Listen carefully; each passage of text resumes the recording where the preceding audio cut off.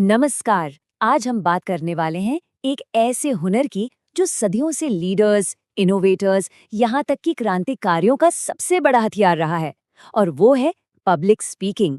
और मजे की बात ये है कि आज की इस डिजिटल दुनिया में ना ये पहले से कहीं ज्यादा जरूरी हो गया है। तो चलिए जानते हैं कि ऐसा क्यों है। तो हमारा पहला सेक्शन है 21वीं सदी में बोलना।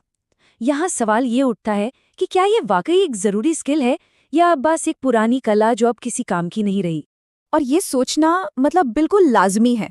अरे भाई, जब हम एक टेक्स्ट से, एक ईमेल से फटाक से अपनी बात पहुंचा सकते हैं, तो फिर ये स्टेज पर खड़े होकर बोलने की क्या जरूरत पड़ गई, है ना? लेकिन सच्चाई तो कुछ और ही कहानी बयां करती है। जरा सोचिए, आज भी लोग टेड टॉक से लेकर बड़े बड़े बिजनेस कॉन्फ्रेंसेस तक अच्छे स्पीकर्स को सुनने के लिए लाखों रुपए खर्च कर देते हैं। इससे साफ है कि एक दमदार स्पीच का जादू आज भी लोगों के सिर चढ़कर बोलता है। और पता है इसकी असली ताकत क्या है? ये बहुत ही लो टेक है। बिना किसी महंगे गैजेट के सिर्फ आपकी आवाज और आपके आइडियाज में वो दम होता है जो किसी भी मैसेज को सीधे लोगों के दिलों तक पहुंचा सकता है। ये आज भी कम्युनिकेशन का सबसे असरदार तरीका है, इसमें कोई शक नहीं। चलिए अब आते हैं दूसरे सेक्शन पर, 3 तरह के भाषण। जब भी कोई बोलता है तो उसका लक्ष्य क्या होता है? असल में देखा जाए तो हर स्पीच के पीछे इन 3 में से ही कोई एक मकसद छिपा होता है। देखिए, सबसे पहला तो है जानकारी देना, बिल्कुल वैसे ही जैसे कोई टीचर क्लास में पढ़ाता है। दूसरा है किसी को अपनी बात के लिए मनाना, परसुएड करना, सोचिए जैसे कोई नेता अपनी रैली में करता है। और तीसरा जाहिर है मनोरंजन करना, जैसे किसी शादी में कोई दोस्त मजेदार स्पीच देता है ना, बिल्कुल वैसा। ज्यादातर स्पीच आप देखेंगे इन्हीं 3 में से किसी एक कैटेगरी में फिट हो जाती हैं। सेक्शन 3, आपकी महाशक्तियां। चलिए अब इस पर बात करते हैं कि ये हुनर किसी को पर्सनली कैसे फायदा पहुंचा सकता है, क्योंकि ये सिर्फ एक स्किल नहीं है, ये किसी की सुपर पावर भी बन सकती है। सबसे पहली चीज, ये सोचने की शक्ति को तेज करता है। जब आप एक स्पीच तैयार करते हैं ना, तो आप अपने विचारों को एक तरीके से सजाना सीखते हैं, सबूतों को तौलते हैं और हर पहलू पर गहराई से सोचते हैं। ये क्रिटिकल थिंकिंग के लिए एक जबरदस्त एक्सरसाइज है। हम में से बहुत से लोगों को स्टेज पर जाकर बोलने में डर लगता है कि नहीं? लेकिन स्टडीज बताती हैं कि पब्लिक स्पीकिंग की प्रैक्टिस करने से ये घबराहट धीरे धीरे काफी कम हो जाती है और आपका कॉन्फिडेंस बढ़ता जाता है। आपकी आवाज में सचमुच दुनिया बदलने की ताकत है, चाहे अपने मोहल्ले की कोई छोटी मोटी समस्या सुलझानी हो या फिर किसी बड़े सामाजिक बदलाव का हिस्सा बनना हो। बोलने की कला आपको वो मंच देती है जहां से आप एक असली असर डाल सकते हैं। एक अच्छे लीडर की सबसे बड़ी पहचान क्या है? यही कि वो अपनी टीम से साफ साफ और असरदार तरीके से बात कर सके। तो पब्लिक स्पीकिंग जो है वो लीडरशिप की एक बुनियादी जरूरत है। और हाँ, आखिर में ये आपको एक थॉट लीडर भी बना सकता है, यानी एक ऐसा एक्सपर्ट जिसकी राय की लोग इज्जत करते हैं, जिसकी बात मायने रखती है।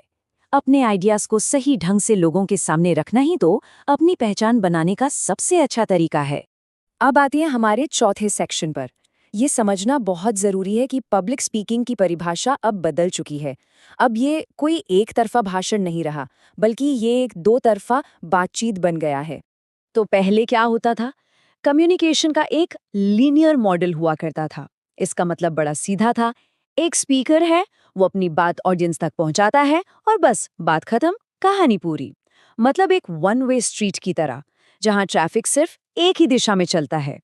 फिर आया इंटरैक्शनल मॉडल, जिसने इस खेल को थोड़ा बदल दिया। इसमें एक बहुत ही जरूरी चीज जुड़ गई, फीडबैक। अब सिर्फ मैसेज जा नहीं रहा था, बल्कि सुनने वाले का रिएक्शन वापस भी आ रहा था। मतलब बातचीत अब 2 वे हो गई थी। और आज हम जिस मॉडल को सबसे सही मानते हैं वो है ट्रांजैक्शनल मॉडल। ये कहता है कि बोलना और सुनना अलग अलग नहीं, बल्कि एक साथ होता है।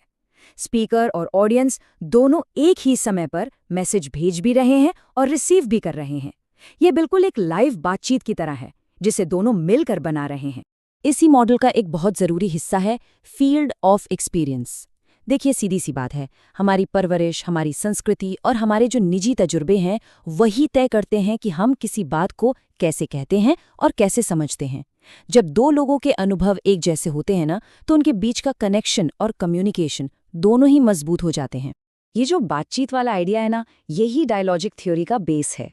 ये थ्योरी कहती है कि बातचीत करना हमारे लिए ज़्यादा नेचुरल है अकेले बोलते रहने से। और शब्दों का असली मतलब सिर्फ डिक्शनरी में नहीं, बल्कि लोगों में, सिचुएशंस में और हमारे आपसी रिश्तों में छिपा होता है।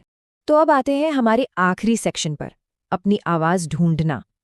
इन सब बातों का निचोड़ क्या है? अपनी आवाज़ को पाना और उसका इस्तेमाल करना आखिर इतना ज़रूरी क्यों है? ये जो कोट है, ये इस पूरी चर्चा का सार है। एक डेमोक्रेसी में अपनी बात को रखने का अधिकार ही हमें बदलाव लाने की ताकत देता है। अगर कुछ पसंद नहीं है, तो अपनी आवाज का इस्तेमाल करके ही कोई वो बदलाव ला सकता है जिसे वो दुनिया में देखना चाहता है। तो आखिर में सवाल ये नहीं रह जाता कि क्या बोलना ज़रूरी है या नहीं। अब सवाल ये है कि वो कौन सा एक आइडिया है, वो कौन सी एक बात है जो दुनिया के साथ साझा की जानी चाहिए और जिसकी आवाज़ सिर्फ और सिर्फ आप बन सकते हैं।